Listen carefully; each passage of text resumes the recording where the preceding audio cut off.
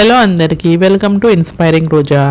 ఈ వీడియో వచ్చేసి లాస్ట్ ఒక షార్ట్ పెట్టాను కదండి, రొయ్య పట్టు అని. దానికి కంటిన్యూషన్ అనమాట. సో మాకు తెలిసిన వాళ్ళు ఎవరో రొయ్య పట్టు ఇచ్చారు. సో అది ఇప్పుడు ఎలా క్లీన్ చేయాలనేది ఈ వీడియోలో చూద్దామండి. సో నేను రొయ్య పట్టుని ఒక ప్యాన్లో వేసుకొని ఒక 5 minutes పాటు సిమ్లో పెట్టుకొని ఫ్రై చేస్తున్నాను.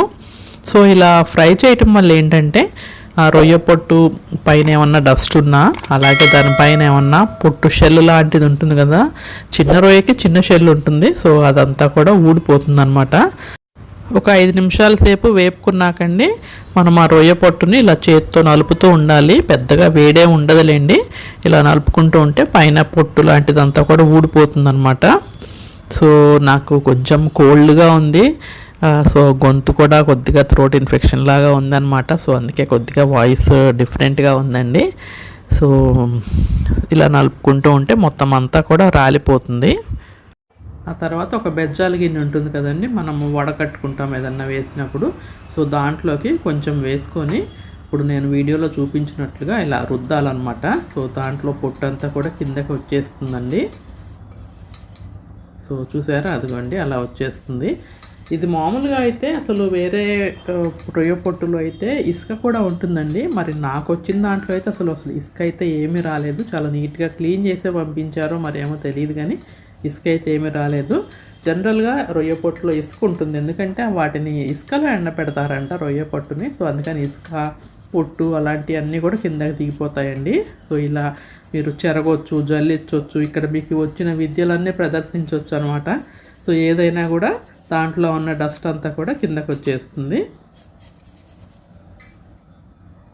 సో మిగతాది కూడా వేసేసుకుని సేమ్ ఇందాక చూపించినట్టుగానే రుద్దండి, చెరగండి, జల్లించండి. అన్నీ కూడా మొత్తం అంతా కూడా దాంట్లో ఉన్నదంతా వేస్ట్ పార్ట్ అంతా కూడా బయటకు వచ్చేస్తుంది. సో మనం ఇప్పుడు ఆ రొయ్య పొట్టుకి వేస్ట్ పార్ట్ అని అనుకుంటున్నాం, కానీ కింద పడిందంతా కూడా రండి, అది దాంట్లో కాల్షియం చాలా ఎక్కువ ఉంటుందండి. కాల్షియం ట్యాబ్లెట్స్ తయారీలో ఆ రొయ్య పొట్టును వాడతారు. మొత్తం అంతా చెరిగేసరికి చూసారా పొట్టు ఎంత వచ్చిందో. దీంట్లో కాల్షియం చాలా ఎక్కువ ఉంటుందని చెప్పుకున్నాం కదా. ఇంకా ఊరికే ఏం పడేస్తాను చెప్పండి, చక్కగా మీ బాల్కనీల్లో మొక్కలు ఉంటాయి కదా, ఆ కుండీల్లో వేసేసేయండి. చక్కగా మొక్కలు బలంగా కూడా ఉంటాయన్నమాట. సో ఇలా మనం క్లీన్ చేసుకున్న రొయ్య పొట్టుని ఒక జిప్లాక్ కవర్లో వేసేసుకుని ఫ్రిడ్జ్లో పెట్టుకున్నారంటే ఫ్రీజర్లో సంవత్సరం పాటు నిల్వ ఉంటుందండి. మీరు ఇలా వేపకుండా క్లీన్ చేయకుండా చెమ్మగా ఉన్నప్పుడు పెట్టారనుకోండి, నిల్వ అయితే ఉండదు. ఇలా క్లీన్ చేసుకుని పెట్టుకుంటే సంవత్సరం పాటు వాడుకోవచ్చు.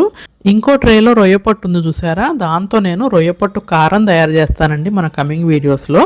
సో హోప్ మీకు ఈ వీడియో నచ్చింది అనుకుంటాను. Have a nice day, bye.